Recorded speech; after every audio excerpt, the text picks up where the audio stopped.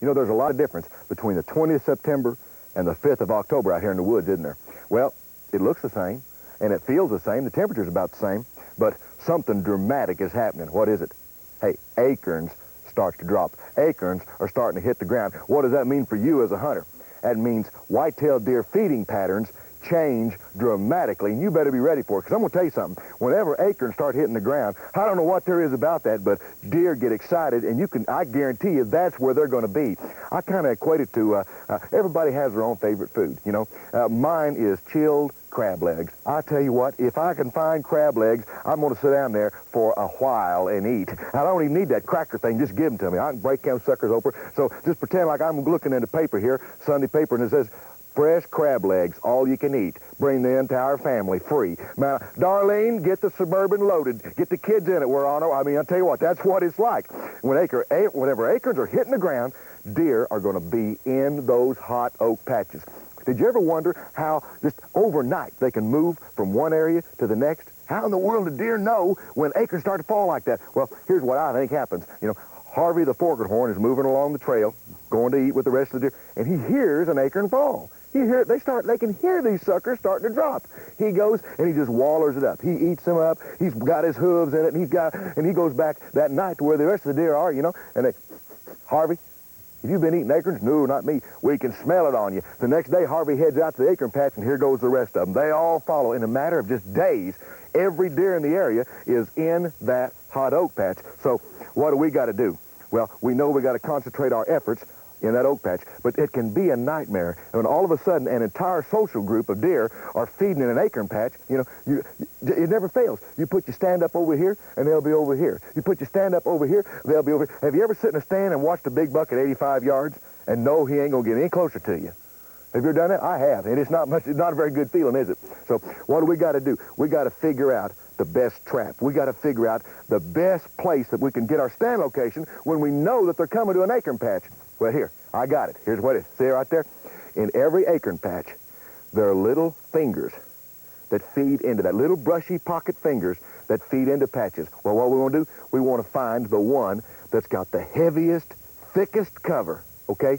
Because I guarantee you, that's the one that the bucks are going to use to slip into the patch. And in most instances, they're going to hang up right here in the end, right before dark, before they slip into that patch. It never fails. I'm telling you what, if you can't hardly crawl in there, that's the one you want to get in there, find a tree, get your stand up, and sit there till dark, because I guarantee you, right before dark, when they're all working a hot acorn patch, right before dark, the finger that leads into that's got the heaviest cover, that's where the bucks are going to be, that's where they're going to hang up, and I guarantee you, that's a stand location that will deliver for you. Have you ever sat in your tree stand and watched a group of does feeding on acorns for 2, 3, 4 days in a row and wondered where the bucks were? Well, friend, they're there too. You just can't see them yet. But when the sun goes down and you're back in your truck halfway home, the bucks will quietly join the does for an all-night gorging. Well, Roger has said time and time again, the only thing that constitutes insanity is doing the same thing over and over, but expecting different results. Before the rut, bucks will hold tight in the nastiest, thickest cover they can find and just wait until nightfall before entering a wide-open acorn patch. They always have. They always will. So in order to be successful, what are you going to do? Continue to set your tree stand up in the same place so you can watch the same does over and over again? No. Do something different. Move your stand to a location where you can see and shoot down into that nasty stuff where the bucks are. Now, doesn't that make better sense? It really doesn't take any more effort. Just be sure you're there plenty early. And yeah, you can even nap in your tree lounge until the evening shadows fall. But you'd better be awake for that last 30 minutes of shooting light, because if you've done your homework and made the correct adjustments, you could be drawing down on a buck that'll make your dreams come true. And there's nothing wrong with that, is there?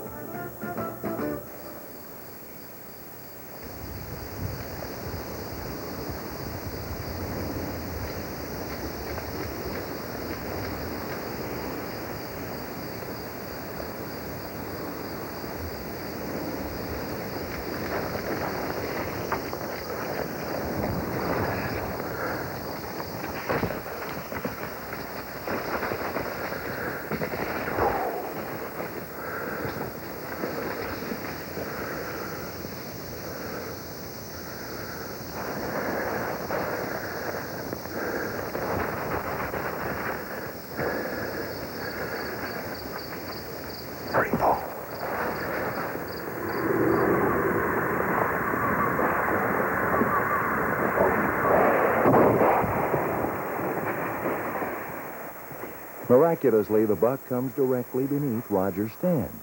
Though it's a tough angle, Roger has complete confidence in his muzzy broadheads. As usual, this bad-to-the-bone broadhead drives on down into the whitetail's vitals, ensuring a quick, humane kill and a fast recovery.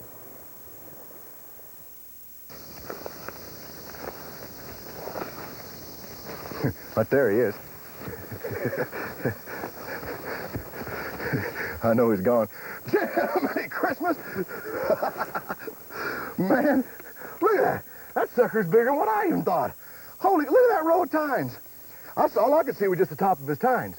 What did this sucker do? He didn't come out in the open, did he? He come in that thicket all the way. He come in from behind me, and I could just see his tines. I thought, boy, it's a buck. And so I turned around, and I think he heard me when I turned around because I made a little bit of noise, more noise than I should have. But I knew he was going to come right under me. He either had to go to the right or right underneath me. And either way, I was ready for the shot. But he come right underneath me, and I just had a split second to make that shot. And boy, I mean, that air hit him, and it drove right on down into his lungs. Just to show you the power of the muzzy. When that muzzy hit, it just drove right on down in. And I knew he wasn't going to be very far. Well, it was probably 60 yards. He didn't come very far. Man, alive. I'll tell you what, there ain't no question. That's a Pope and Young buck. There is no, look at that. That's probably about a 20, well, let's see here. Well, it's about a 23-inch main beam at least. 9, 10-inch tines, row here. Jiminy Christmas. It's about time. I'm due for one of these. You know, I'm not kidding you. Wait till I call old Ron. Hey, Ron, I got one that's going in the book. Holy cow, I didn't even start sweating till I got out of that tree. Look at me, man, I'm soaking wet. Holy cow. But you find those oak patches, and the fingers, the trails that lead into the oak patches, find the one that's got the heaviest brush, because that's what those bucks are going to be using, heading out in there to feed. They're not going to be using the other, they're going to be using the ones where the heaviest brush is. Fight and work your way in there, and it's going to be quick shots. But I guarantee you, that's where the big boys hang out. That's a stand location you don't want to pass up. Where the thickets are, get in there, get your stand up, and wait them out. Right before dark, they're going to start moving. And you might drive an arrow through one that'll put you in the books. Jiminy Christmas, look at that. Holy cow. Nice to meet you, Mr. Pope and Young. Man alive. Great buck, great hunt. That's a stand location tip. Don't forget it.